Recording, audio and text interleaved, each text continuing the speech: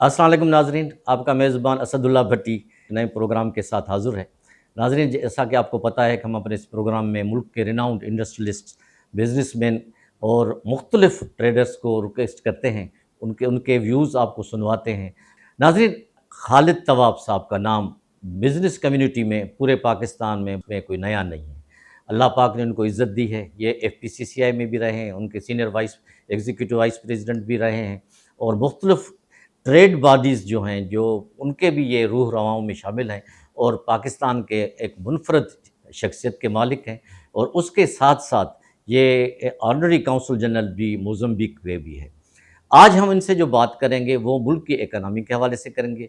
ये मुल्क के अच्छे और रिनाउंड बिज़नेस कम्युनिटी में अशख़ास में से एक हैं और इनके अपने व्यूज़ आप तक पहुँचाएँगे कि वो पाकिस्तान के इकॉनमी को किस हद तक अच्छा समझते हैं, क्या उसमें कुछ मज़ीद चेंजिंग होनी चाहिए, क्या कुछ होना चाहिए, ये सब उनकी ज़ुबानी सुनते हैं। तो आइए खालिद तवाब साहब से आपका तारुफ़ कराते हैं। सबसे पहले तो मैं आपका शुक्रिया अदा करता हूँ कि आपने इतनी ज़हमत करी, आप तशरीफ़ लाए। देखिए, ये पाकिस्तान मुल्क हमारा है और इसको हम सब ने मिल के बनाना है। हम इसकी ज़िम्मेदारी किसी एक शख्स को या किसी एक डिपार्टमेंट को या किसी फ़र्द वाहिद को नहीं दे सकते। इसमें हर कम्युनिटी का, बिज़नेस कम्युनिटी का अपना रोल है, ब्यूरोक्रेसी का अपना रोल है, इसमें फ़ौज का अपना रोल है और हर आदमी ने, हर इंस्टीट्यूशन ने अपना काम जो है निभाना है। अनफॉर्चुनेटली मैं चूँकि डायरेक्टली आपसे इकोनॉमी की बात आपने करी, मैं वही बात डायरेक्टली करूँगा कि पिछले 3-4 सालों से चीज़ें बड़ी ख़राब थी। सही। अगर आप देखें तो हमारा इन्फ्लेशन जो था वो तकरीबन 28-29% बल्कि इससे भी ऊपर चला गया था। अगर आप देखें मरकब एक ज़माने में हमारे पास सिंगल डिजिट आ गया था, जो बढ़ के 22 और 23 पे चला गया था। बिल्कुल, मैं वेरी राइट। बेस रेट की बात कर रहा हूँ। तो उस चीज़ों से फिर आपने ये देखा जो क्राइसिस, ये 2 क्राइसिस थे, इस पे गवर्नमेंट ने कुछ कंट्रोल करने की कोशिश करी। अल्हम्दुलिल्लाह आज इन्फ्लेशन जो है वो काफ़ी कंट्रोल आ गया, बल्कि मैं तो इस महीने की फिगर देख रहा था, तकरीबन 4.5% के करीब जो है वो इन्फ्लेशन आ गया है, 28 से कम हो गए। तो मैं समझता हूँ ये गवर्नमेंट की अच्छी हिकमत अमली है जिसकी वजह से इन्फ्लेशन जो है वो कंट्रोल हुआ।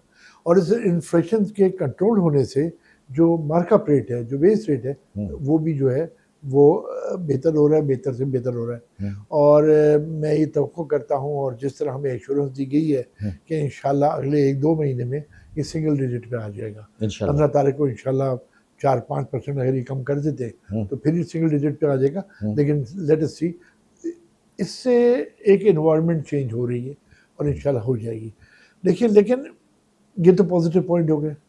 नेगेटिव पॉइंट ये है कि इस वक्त मुल्क में इंडस्ट्री जो है वो बड़ी मुश्किल में है। टेक्सटाइल इंडस्ट्री जो है वो इस मुल्क की रीढ़ की हड्डी की तरह काम करती है। बिल्कुल। आज टेक्सटाइल इंडस्ट्री जो है काफ़ी बंद हो गई है, काफ़ी प्रॉब्लम्स हैं।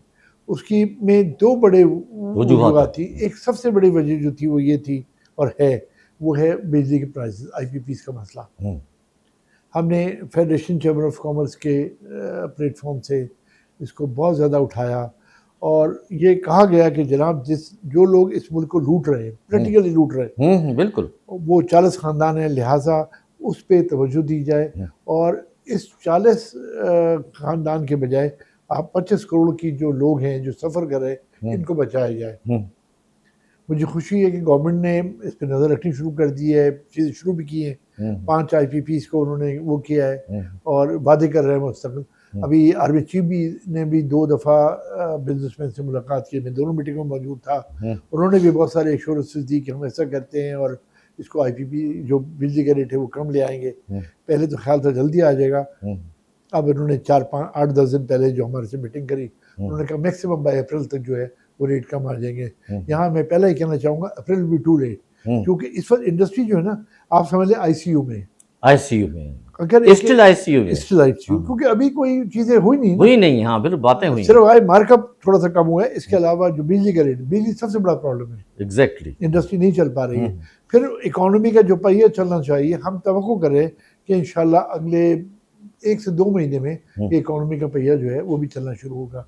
लोगों का बाइंग पावर नहीं है। लोग अपने बिजली के और गैस के बिल देकर के फारिग हो जाते हैं। बिल्कुल। फिर उसके बाद वो कोई और चीज़ आती नहीं है। तो मुल्क की जो इकोनॉमी का पहिया है, जो बाइंग पावर है, वो कंज्यूमर पावर नहीं है, वो कंज्यूमर पावर होना चाहिए।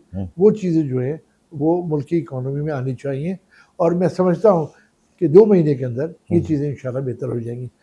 लेकिन इसमें गवर्नमेंट को एज अर्ली एज पॉसिबल जो बिजली के रेट है वो कम करें, इंटरेस्ट रेट सिंगल डिजिट में ले आए। तो ये देखिएगा इंशाल्लाह हम तवक्को कर रहे हैं कि ये इंडस्ट्री जो है ये फिर सर्वाइव कर जाएगी।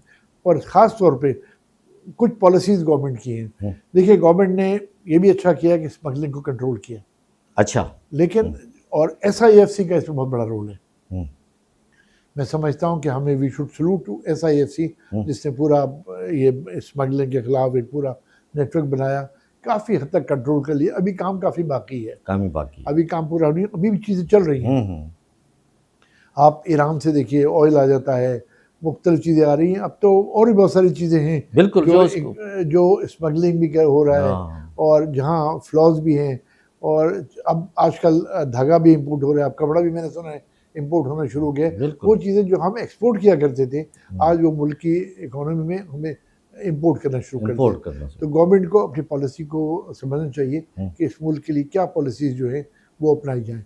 दूसरा, अभी मैंने आज पढ़ा कि जी वो सऊदी अरब ने अपना जो लोन दिया 1 साल का एक्सटेंड कर दिया, वो एक्सटेंड कर दिया है। ये सारी चीज़ें पॉजिटिव आ रही हैं और इंशाल्लाह हमारा मुल्क बहुत जल्द बहुत तरक्की करेगा। देखिए हम ये मुल्क जो है वो एक मिसाल था। सिंगापुर से और साउथ कोरिया से लोग हमारा 10 ईयर्स प्लान देखने के लिए आए थे कि जनाब आप क्या कर रहे हैं। हमारा मुल्क ऐसे तरक्की कर रहा था, ऊपर जा रहा था। अब हमारे अच्छा किसी और ने नहीं किया, ये सब हम सब का किया दर है। पूरे मुआशरे हमारा अपना मुआशरा, हमारा अपना मुआशरे का हमारा अपना किया दर है। Very right. सारे तबकों ने मिल करके इस मुल्क को लूटा है, इसमें कोई एक भी मुबरा नहीं। आज अगर हम थोड़ा सा नेशनलिज्म ले आए, देखिए मैं बात आपसे ये करना चाहूँगा, 65 की वॉर हुई, मैं भी मौजूद था, शायद आप भी मौजूद हों। एक मुल्क में एक जज्बा था, हम एक कौम थे। बिल्कुल। आज हम एक कौम नहीं है। आज हमारे में जो मुल्क के लिए जज्बा और कौम का जज्बा होना चाहिए वो नहीं है। हमें वो बेदार करना है ताकि हम फिर से एक कौम बने। और अब देखिएगा किस तरह हम फिर तरक्की करते हैं इंशाल्लाह ताला। Thank you very much. नाज़रीन, आपने खालिद तवाब साहब से गुफ्तगू सुनी, बड़ी इन्फॉर्मेटिव और बड़े वज़नायती गुफ्तगू थी। और इस पे अगर हमारी गवर्नमेंट और हमारे इंडस्ट्रियलिस्ट अमल करें तो मैं नहीं समझता कि हमें कोई किसी के आगे हाथ फैलाना पड़े या किसी के साथ कोई और मसला करना पड़े। ज़रूरत इस बात की है कि हम अपने पाँव पे खुद खड़े हो सकते हैं, लेकिन सिंसियरिटी हो, प्लानिंग, लॉन्ग लाइफ प्लानिंग हो। और मुल्क में पॉलिटिकल स्टेबिलिटी भी तब आएगी जब इकोनॉमिकल स्टेबिलिटी होगी। इसी के साथ ही अपने मेज़बान असदुल्ला भट्टी को इजाज़त दीजिए।